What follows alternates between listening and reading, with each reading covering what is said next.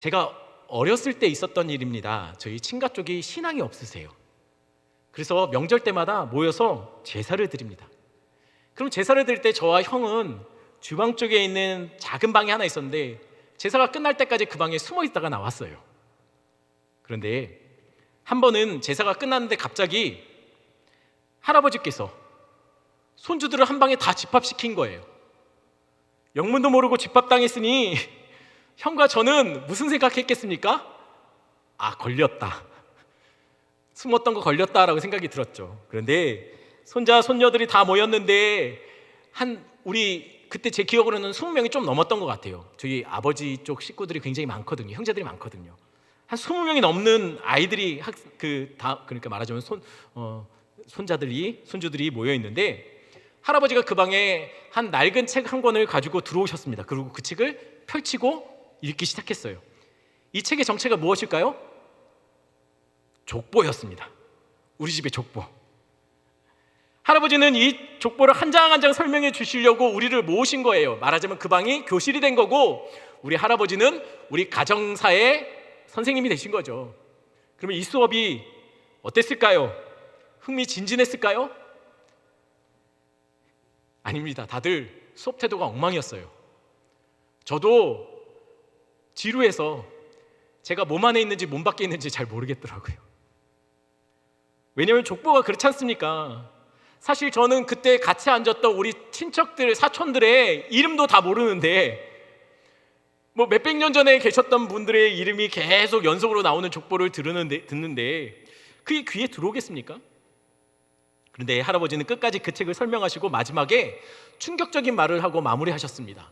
그 말이 무슨 말이었냐면 이렇게 다 모여서 족보를 이렇게 같이 공부하니까 이거 참 의미 있네. 매년 해야겠다. 그 얘기를 딱 듣는 순간 우리 사촌들은 전부 다 표정이 전부 이건 아닌데 누가 좀 말 좀 해줬으면 좋겠는 그런 눈치들이 막 서로 오가는 거예요. 여러분, 사실 족보가 그렇지 않습니까? 재미는 없어요. 하지만 그렇다고 이 족보를 읽어주셨던 시간이 정말 우리에게 무의미했을까요? 하나도 기억이 안 나는 시간이었을까요? 사실 그때는 그런 것 같았어요. 하지만 자라면서 제가 그때를 잊지 못하는 일이 있습니다. 이유가 있습니다. 다 기억 못하는 줄 알았는데 그때 할아버지께서 강조하셨던 두 가지가 이렇게 계속 기억이 나는 거예요. 의미 있게 다가오는 거죠. 할아버지가 두 개 강조한 게 있어요. 그게 뭐냐면 첫 번째입니다. 우리의 뿌리를 알아야 된다는 거예요. 우리의 뿌리를 알아야 된다는 거예요. 저는 그날 족보 안에 많은 사람들, 많은 조상들의 이름을 들었습니다. 그럼 그 이름들 중에서 제가 기억하고 있는 사람은 몇 분이나 될까요? 하나도 기억이 안 나요. 그러나 기억에 남는 할아버지 말은 있었어요. 그 말은 뭐냐면 이분들이 없었다면 우리도 없다예요. 맞습니다. 이분들 중에 한 명이라도 빠졌으면 우리는 존재하지 않았을 거예요. 이분들 중에 그 이름이 기록되어 있는 할아버지들의 할아버지의 할아버지의 할아버지들 중에 누군가가 첫사랑에 실패하지 않았다면 그래서 그 족보에 있는 할머니의 이름이 다른 할머니의 이름으로 바뀌었으면 우리 20명은 아무도 여기 없었을 거예요. 거기에 기록되어 있는 할머니 한 분이 혹여나 할아버지의 프로포즈를 거절했다면 우리 20명의 얼굴은 다 바뀌어 있었을 거예요. 그렇지 않습니까?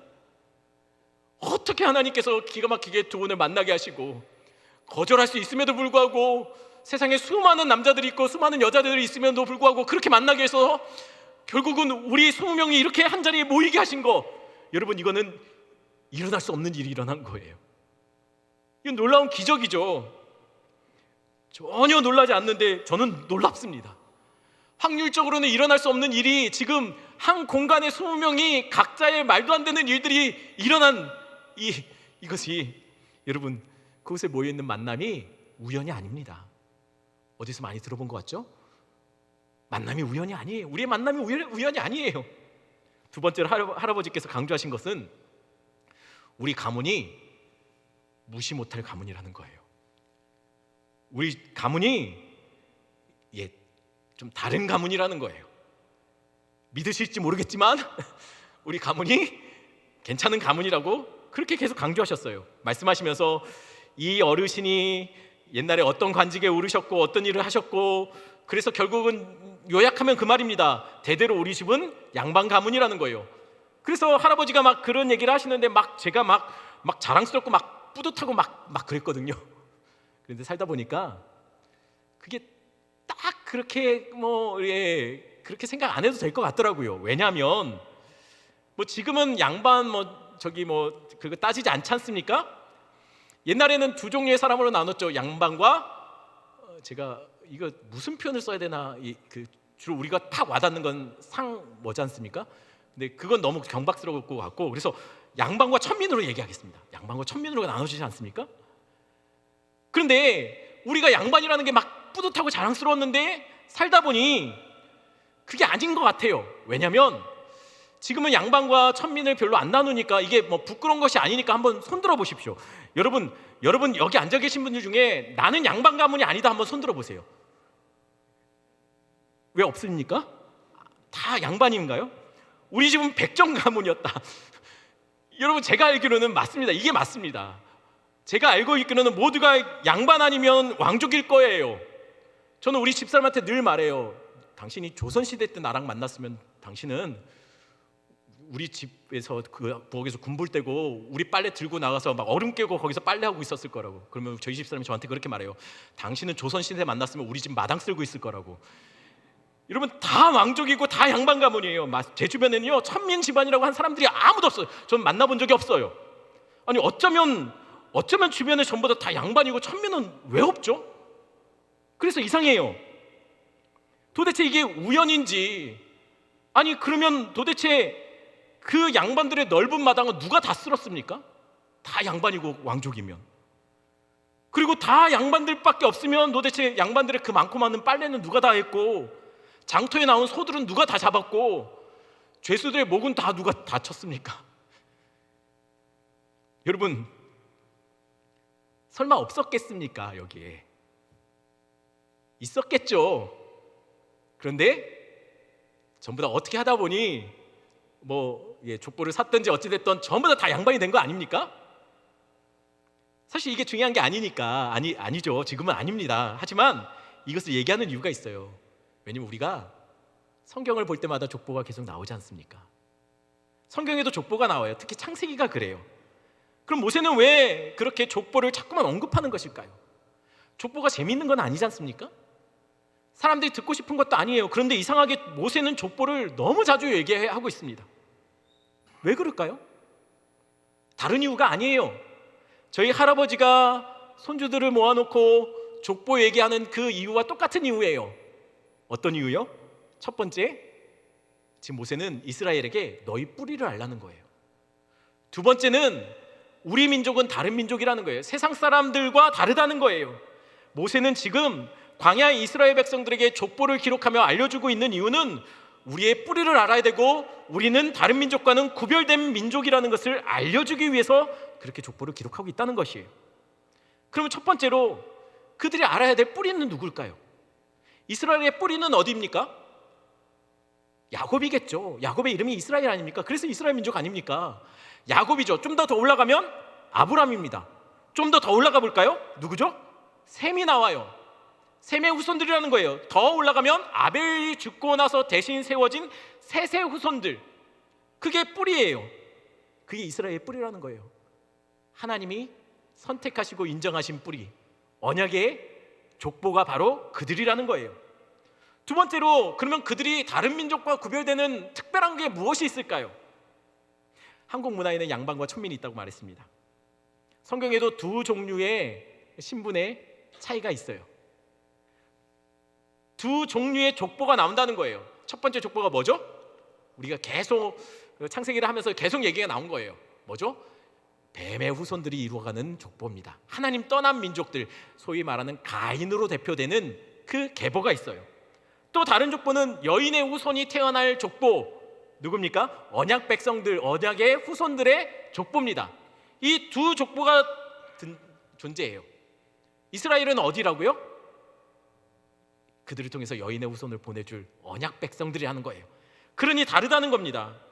그러면 뱀의 후손들로 여겨지는 가인의 족보의 특징이 뭘까요? 한마디로 가인의 족보의 후손들은 잘 나가요. 성을 만들어 이름 날리고 한 시대를 주도하는 왕들이 나오고 용사들과 영웅들이 이 족보에 다 나옵니다. 물론 혈통적으로는 니므롯은 사실은 가인의 후손은 아니에요. 하지만 영적으로는 뱀의 후손들을 이어가는 자가 니므롯이죠. 니므롯도 왕이고 용사고 신으로 추앙받는 사람입니다. 고대 유명한 나라와 도시들을 만든 사람이 니므롯이에요. 그가 그의 백성들에게 주었던 비전이 뭐였죠? 두 가지 슬로건. 뭡니까? 우리의 이름을 내자. 두 번째는 흩어지지 말자는 거예요. 이 두 가지 슬로건은 요약하면 이겁니다. 성공, 명예, 권력. 우리가 만드는 세상의 목표는 성공과 명예와 권력을 갖는 거예요. 니므롯이 그랬다는 거예요. 그들이 만들어내는 세상, 성공과 명예와 권력, 힘, 그것을 갖는 나라죠. 그런데 이들이 만드는 나라에 빠진 것이 있습니다. 중요한 것이 빠졌어요. 뭐라고 했죠? 하나님이 없어요. 그들이 만들어내는 세계는, 나라는 한마디로 말하면 하나님 없는 세상을 꿈꿨던 거예요. 반면 여인의 후손들, 이 여인의 후손을 이어가는 족보는 여러분 뭔가 좀 달라야겠죠? 아무래도 뱀의 후손들보다는 좀 다를 거 아닙니까? 특별한 뭔가가 있어야 됩니다. 그러면 세세족보, 이들 언약 백성이라고 말하는 세세족보에 등장하는 사람들은 어떤 사람들이었을까요? 뭔가 특별함이 있었을까요? 그런데 안타깝게도 어쩜 이리도 별 볼 일 없는 사람들인지, 적어도 성경의 기록상으로는 그래요. 그들의 족보를 볼 때 성경은 이렇게 기록합니다. 누군가를 낳고 살다가 죽었더라. 그냥 단순하게 말해요. 뭐 아무런 업적이나 아무런 공로나 이런 거 전혀 기록하지 않아요. 그냥 낳고 살다가 죽었더라예요. 특별한 게 없다는 거예요. 내세울 것이 없다는 거예요.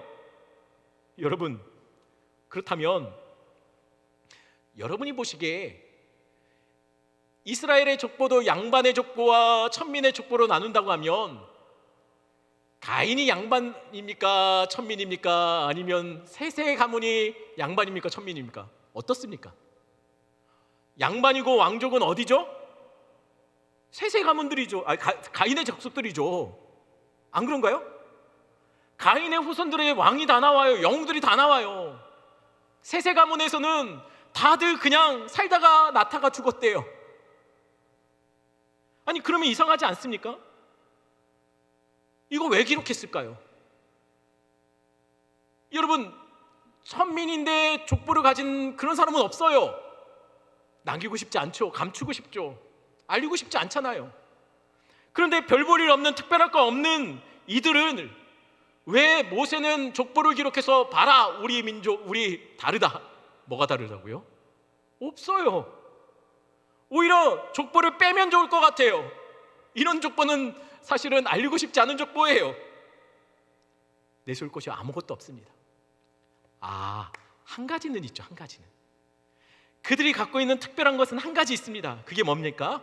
창세기 4장 26절 말씀 한번 볼까요? 창세기 4장 26절 말씀 한 목소리로 읽겠습니다. 셋도 아들을 낳고 그의 이름을 에노스라 하였으며 그때에 사람이 비로소 여호와의 이름을 불렀더라. 셋의 족보, 믿음의 족보가 가지고 있는 특징 하나가 있습니다. 뭡니까? 여호와의 이름을 부르는 거예요. 굳이 언약 계보의 특별함을 찾자면 그들은 여호와의 이름을 부르는 가문입니다. 이게 그들이 가진 특별함이에요. 가인의 가문은 자신의 이름을 높이죠. 근데 언약 백성의 가문은 비록 매를 맞고 죽어도, 이리 치이고 저리 치여도, 그렇게 산다 할지라도 여호와의 이름을 부르는 백성들이라는 거예요. 이게 뱀의 후손들과 다른 점입니다. 그러니 지금 모세는 광야에 이스라엘 백성들을 모아놓고 이렇게 말하는 거예요. 우리는 다르다. 우리는 특별하다. 무엇이 다르다고요? 우리는 저들처럼, 다른 사람들처럼, 다른 민족들처럼 재력이나 힘이나 명성이나 칼과 무기를 자랑하지 않고 하나님 높이는 백성, 하나님 자랑하는 백성, 예배하는 민족이라는 거예요. 이게 다르다는 거예요. 이거는 가인의 족속은 흉내내지 못하는 거예요.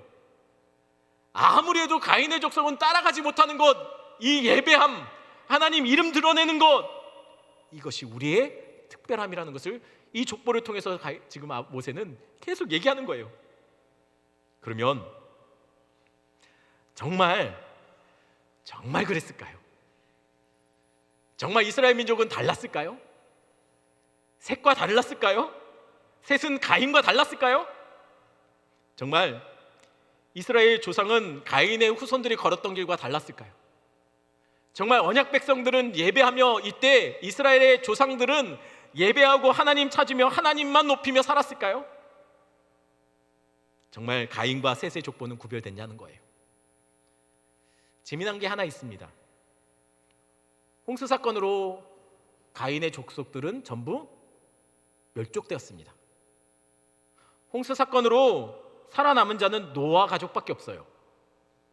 그러면 뱀의 후손으로 지칭되는 그 계보는 끊어진 거죠.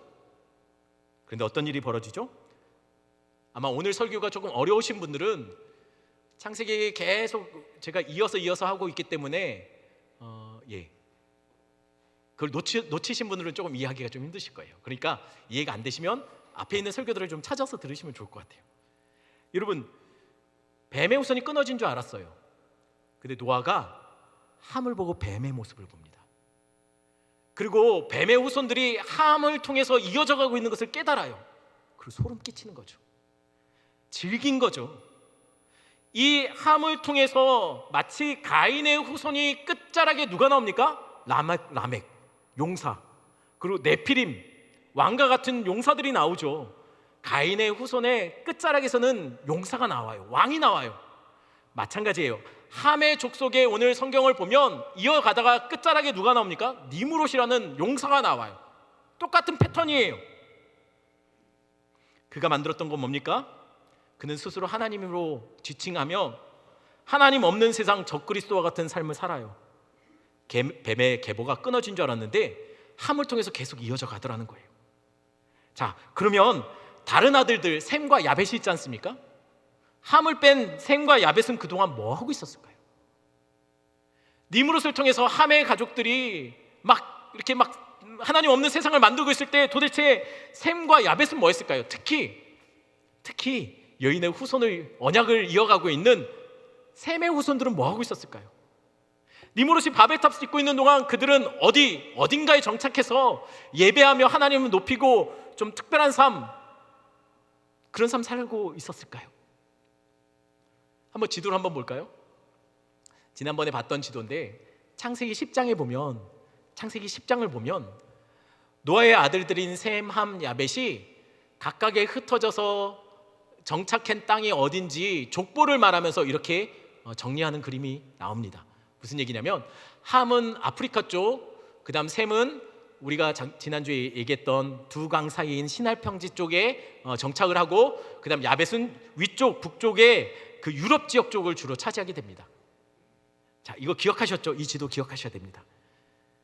창세기 10장에 그리고 나서 이렇게 차지했다는 것을 기록한 거 하고 나서 그 다음 장에 11장에 뭐가 나오냐면 뭐가 나오죠? 바벨탑 사건이 나와요. 니무롯이 주도해서 시날 땅에 탑을 건설하는 장면이 나옵니다.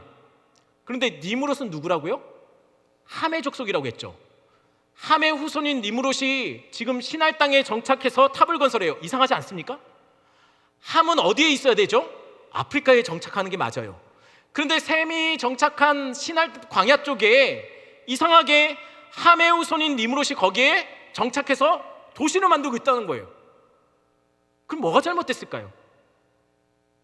10장에 분명히 이렇게 나누어졌다라고 말하는데 함이 있어야 될 자리가 아니라 셈이 정착한 자리에 니므롯이, 함의 후손인 니므롯이 거기에 도시를 건설하고 있어요. 이 질문에 대한 답은 명확합니다. 사실 지난주에도 살짝 얘기했던 부분이에요.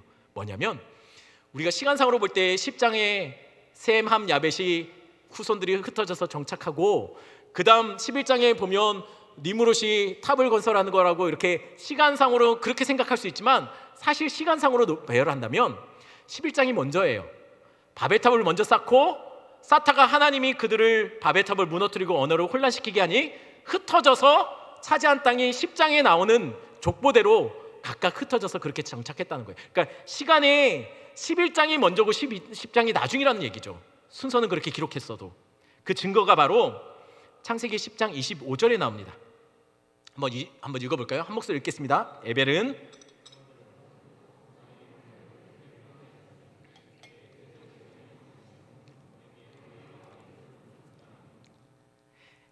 에벨은 셈의 증손자입니다. 그가 아들을 낳았는데 성경에서 그가 벨렉이라는 이름을 지었는데 벨렉이 그때 뭐라고요? 세상이 나누어졌대요. 그래서 그 아들의 이름을 벨렉이라고 지은 거예요. 벨렉의 이름의 뜻 자체가 나누어지다, 흩어지다, 쪼개지다는 뜻이에요. 그러니까는 우리는 이 이름을 힌트 삼아서 생각할 수 있는 것은 이겁니다.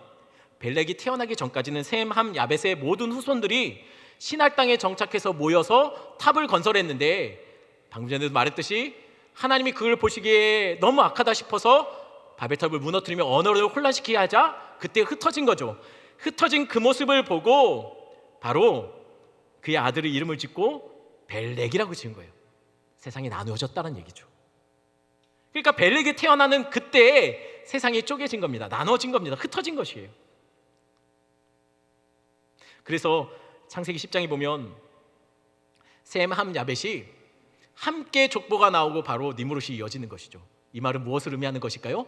그들이 서로 함께 뭘 지었다고요? 바벨탑을 지었다는 거예요. 하나님 없는 세상, 자신의 이름을 드높이고 성공과 명예와 힘을 추구하는 인생, 그 자리에 셈도 있었다는 겁니다. 그럼 다시 묻겠습니다. 셈은 달랐나요? 하나님의 언약 백성이라는 이스라엘의 조상이 되는 셈은 달랐을까요? 똑같았어요. 똑같이 뱀의 후손들과 같이 하나님 없는 세상을 꿈꾸며 삶을 살았다는 거예요. 그러니 더 이상합니다. 왜 모세는 광야에서 이스라엘 백성들에게 이렇게 족보를 남기는 걸까요? 다르지 않은데. 도대체 왜 이 족보를 남기면서 이렇게 강조하고 있는 것일까요? 우리 뿌리를 기억하라. 우리 민족은 다르다. 다른 민족과는. 아니, 뭐가 다릅니까? 똑같지 않습니까? 그들이 조상이 기억할 특별한 것이 없어요. 셋의 자손들은 똑같아요. 술 취해 발가벗고 있는 노아의 모습을 생각해 보십시오. 다릅니까? 세상과 똑같아요. 아니, 여러분, 니므롯이라는 가짜를 신으로 숭배하며 하나님 없는 세상을 꿈꾸던 셈의 후손들을 생각해 보십시오. 똑같아요. 다르지 않습니다. 아내를 누이라고 속여 목숨 구걸하는 아브라함은 어떻습니까? 늘 거짓과 속임수로 다른 사람의 것을 빼앗는 야곱은 어떻나요? 정말 이스라엘이 특별한 민족 맞습니까? 여러분, 맞냐는 거예요. 하나님의 백성으로 불려진 자가 정말 세상에서 다르냐는 거예요. 그런데 모세는 자꾸만 족보를 통해서 우리는 다르다라고 얘기하고 있어요. 죄송하지만 우리 다릅니까? 여러분, 정말 우리가 다른가요? 우리 안에도 혹시 자꾸만 나의 이름을 드러내고 싶고 더 큰 힘을 얻고 싶고 더 많은 물질을 모으고 싶은 바벨탑이 조금씩 세워지고 있지 않습니까? 우리는 다르지 않은 것 같아요. 세상 사람과 우리는 구별되지 않는 것 같아요. 세상 사람과 똑같이 성공과 명예와 힘의 탑을 쌓아가며 그것을 인생의 목표로 살아가는 건 우린 똑같은 것 같아요. 똑같이 정욕과 물질로 인해 넘어지고 아파하고 가지지 못한 것 때문에 무너지고 비교하며 살아가는 것, 우리도 똑같아요. 제가 미국에서 공부를 마무리했을 때 제가 너무나 좋아하는 목사님이 마지막으로 우리 다 있는 후배에게 이제 졸업사를 했습니다. 그 목사님이 어떤 분이냐면 이민 와서 열심히 공부해서 참 말하자면 소위 굉장히 와 할 만한 대학을 나오셨어요. 미국에서. 그리고 잘 알려진 유명한 회사에 누구나 들어가고 싶어하는 회사에 들어가서 취업을 했습니다. 인정받았어요. 그런데 어느 순간 갑자기 모든 거 다 중단하고 때려치고 신학하겠다고 저희 학교에 온 거예요. 교회에서도 굉장히 열심히 사역했나 봐요. 가는 교회마다 다들 성도들이 너무 좋아하고 칭찬해요. 그런데 졸업하는 그 순간 앞에 나와서 이렇게 말하는 거예요. 나는 좋은 대학을 나오고 좋은 직장을 포기하고 이곳에 왔습니다. 그래서 사람들이 와, 저 목사님 진짜라고. 나는 가는 교회마다 최선으로 섬겨서 성도들이 너무나 좋아하고 나를 존경했다고 다들 볼 때마다 이런답니다. 근데 그 목사님이 그렇게 말하는 거예요. 누구보다도 근데 내가 나를 잘한다고. 난 가짜라고. 나는 많은 것을 헌신하고 주를 위해서 많은 것을 포기하고 이 자리에 섰다라고 생각했는데 아무리 생각해도 나는 가짜라고. 그게 주를 위해서 한다고 생각했는데 알고 보니까 주를 위해서 한 게 아니라고. 칭찬받고 싶어서, 사람들한테 인정받고 싶어서, 내 안에 자꾸만 하나님보다 내가 더 드러나고 싶은 마음 때문에 나는 가짜라고. 그 얘기를 듣는데 제 마음속에 나도입니다. 내 안에 인정받고 싶어하고 하나님을 위해서, 주를 위해서 헌신한다고 말하지만 사실은 그것을 통해 내가 높아지고 내가 사람들에게 인정받고 칭찬받고 싶은 마음이 내 안에 있다는 거예요. 우리가 정말 세상과 다릅니까? 바벨탑을 쌓았던 그들과 우리가 정말 다를까요? 똑같다는 거예요. 똑같이 니무롯 밑에 살며 똑같이 자신의 이름을 드러내고 성공과 명예와 물질을 모아가는 인생, 그래서 폼나게 살아보고 싶은 마음이 우리 안에도 있다는 거예요. 맞습니다. 이스라엘은 다르지 않습니다. 우리도 그렇습니다. 그럼에도 불구하고 이스라엘은 특별합니다. 모세는 족보를 통해서 계속 말하는 거예요. 그래도 우리는 다르다는 거예요. 아니 도대체 뭐가 달라요? 도대체 뭐가 다릅니까? 어떻게 다르죠? 오늘 본문에서 그것을 말합니다. 11장 10절 11절 한번 말씀 같이 보겠습니다. 창세기 11장 10절 11절 같이 있습니다. 셈의 족보는 아르박산을 낳은 후에 500년을 지내며 자녀를 낳았으며, 이게 셈의 족보의 다른 점입니다. 뭐가 다르죠? 뭐 특별한 거 있나요? 아무것도 없어요. 낳고 지내며 낳았으며, 바꿔 말하면 낳고 살다가 죽었다는 얘기예요. 다른 거 기록되지 않아요. 이게 셈의 전부예요. 셈의 족보의 전부예요. 그런데 이상하지 않습니까? 지금 창세기 11장이라고 말했어요. 창세기 11장에 셈의 족보가 나옵니다. 그런데 셈의 족보는 어디에 나왔죠? 10장에 나왔어요.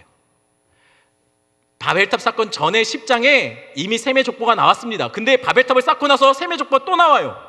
아니 왜 사람들이 좋아하지도 않는 족보가 왜 또 반복해서 나오는 걸까요? 똑같이 셈인데, 똑같은 사람인데 왜 10장에 셈의 족보가 나오고 바벨탑 사건 이후에 또 셈의 족보가 또 나오는 것일까요?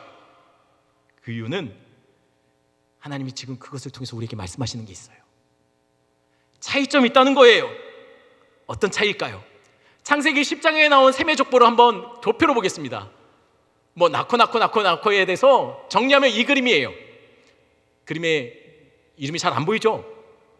안 보여도 괜찮아요. 중요한 건 이겁니다. 이 그림대로라면 뭡니까?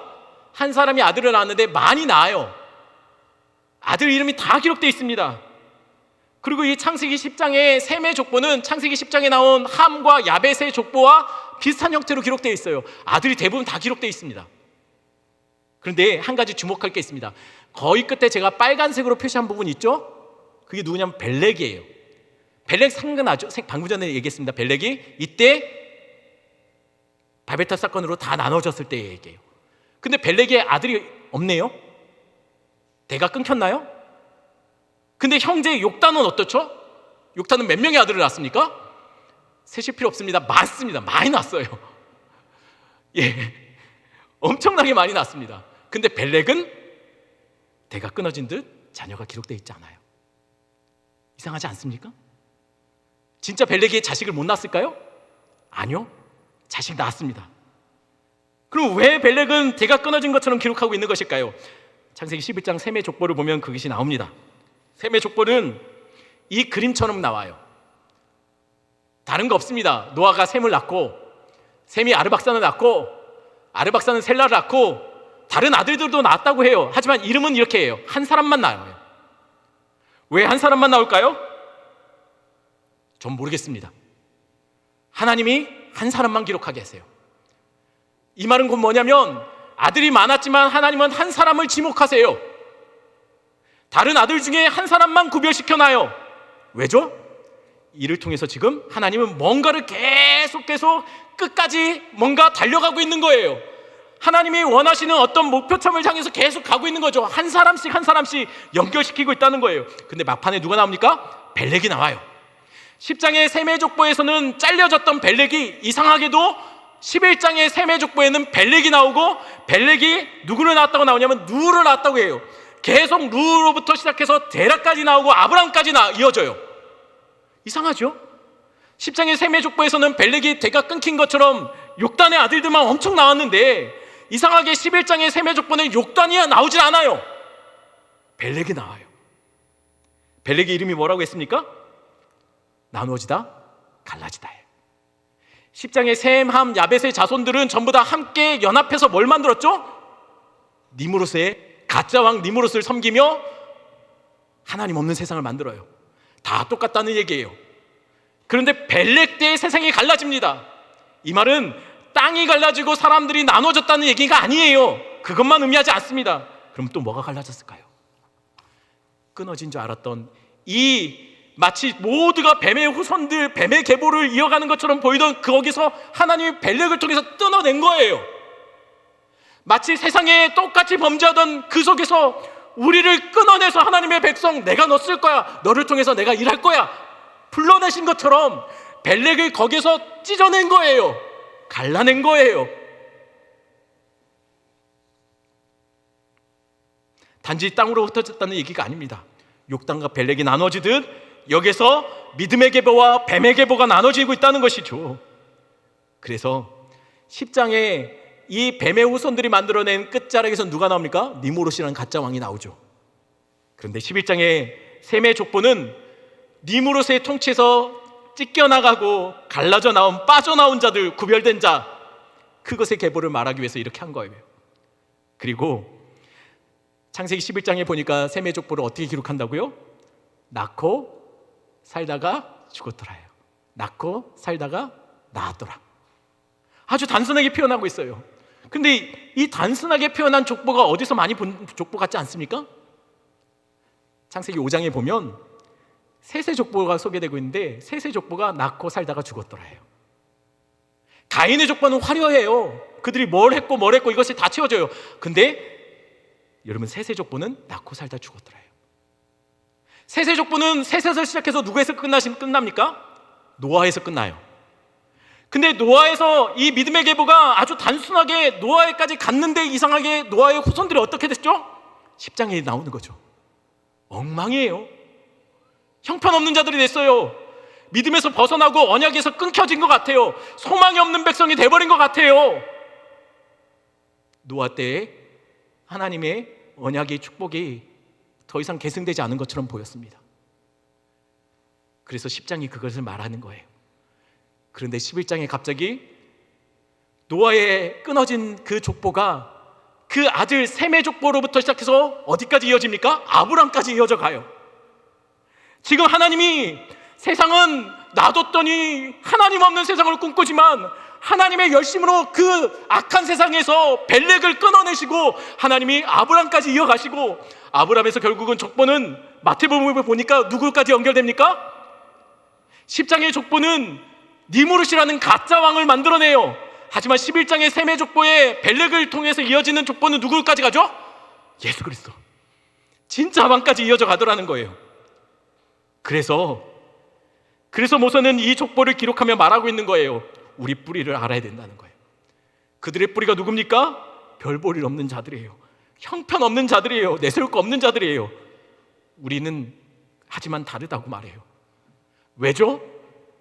왜 다릅니까? 그들이 특별해서가 아니에요. 선택받은 자들이기 때문이에요.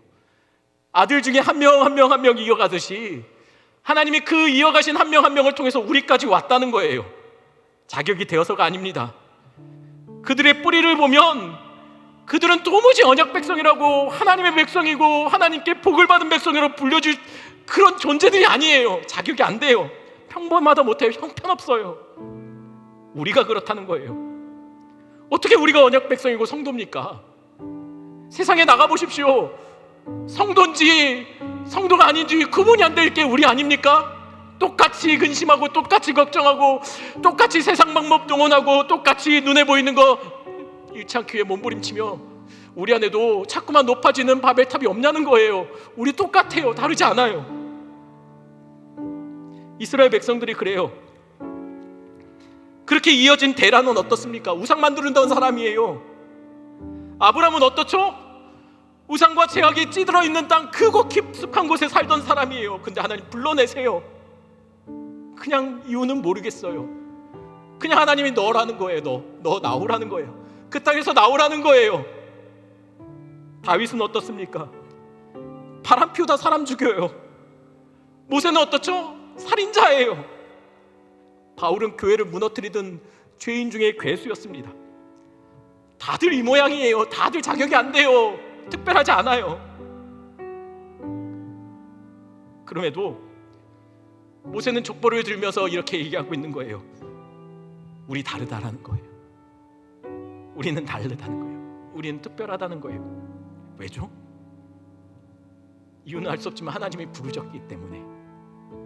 그들이 특별해서가 아니라 하나님의 부르심이 특별하기 때문에 특별하다는 거예요. 그래서 특별하다는 거죠. 저도 그래요. 다들 부르심이 있는 것처럼 이곳에 모여있는 사람들이 그런 것처럼 우린 특별하지 않아요. 우리를 부르신 그분이 특별하시죠. 전 제가 목사로서 여기 서 있는 일, 지금 이것은 전 아무리 생각해도 도저히 일어날 수 없는 일이 일어난 거예요. 아니 제가 왜 여기 서 있는지, 어쩌면 우리 부모님도 네가 왜? 이럴까요? 왜냐하면 전 어렸을 때 미래를 생각해보지 못했던 사람이에요. 저희 집이 쫄딱 망했을 때, 정말 말도 안 되게 쫄딱 망했을 때 니역 하나 들고서 야밤도주 했어요. 이불 몇 개 올려놓고. 그리고 이리저리 돌아다니다가 제가 들어간 곳이 어디냐면, 저희 집이 들어간 곳이 어디냐면 제 모교의 위층이었어요. 건물, 상가 건물 위층에, 거기에 가게 됐어요. 그런데 제가 좀 산만했나 봐요. 집에서 막 뛰고 정신없이 막 그러니까 어머님이, 마음도 그런데 쫄딱 망해서 마음도 힘든데 제가 자꾸만 뛰고 그러니까는 어머님이 그랬어요. 그때 어머님 신앙이 없었는데, 아유 정신 사나워, 너 교회 가서 놀아. 그래서 저 여기 온 거예요. 지금 교회에서 놀다가 지금 생각하면 이곳에 있는 게 제가 말도 안 되는 일이 일어난 거예요. 미래를 생각하지 못했던 내가, 우리 아버지가 망하지 않았으면 이곳에 없었을 거예요. 우리 아버지가 이곳저곳 떠돌다가 교회 위층으로 이사가지 않았으면 여기 없었을 거예요. 제가 산만하게 뛰놀지 않았다면, 우리 어머님이 그거 보고 정신사납다고 나보고 나가서 교회 가서 놀라고 하지 않았다면 여기 없었을 거예요. 이 말도 안 되는 우연 같은 일들이 쌓이고 쌓여서 저를 여기까지 오게 한 거예요. 말도 안 되는 일이, 일어날 수 없는 일이 일어난 거예요. 저는 그렇게 생각해요. 말도 안 되는 일이 일어났지만 알고 봤더니 하나님의 은혜였다는 거예요. 하나님의 은혜인 줄 알았더니 이제 보니까 말도 안 되는 일이, 일어날 수 없는 일인 줄 알았는데 알고 봤더니 일어날 수밖에 없었던 일이었다는 거예요. 왜냐면 하나님이 너야. 우리 가정의 불행에서 아무것도 보지 못하는 그 어둠밖에 없는 그 땅에서 하나님이 너야, 내가 너 쓸 거야 불러내셨다는 거예요. 뜯어내시고 갈라지게 해줬다는 거예요. 그곳에서 구별시켰다는 거예요. 여기 앉아있는 모든 분들이 아마 다 그럴 거예요. 기가 막힌 하나님의 인도하심으로, 말도 안 되는 상황으로 다 이렇게 불러내신 거죠. 족보에 나온 한 사람 한 사람 한 사람 한 사람, 하나님이 이유는 알 수 없지만 세우셨던 그 사람 한 사람 한 사람을 통해서 그것이 한 명 한 명 한 명 내려오며 결국 우리까지 부름받은 것, 우리도 부름받은 것, 천국에 우리의 자리도 있다는 것, 여러분 이게 은혜입니다. 같이 찬양합니다.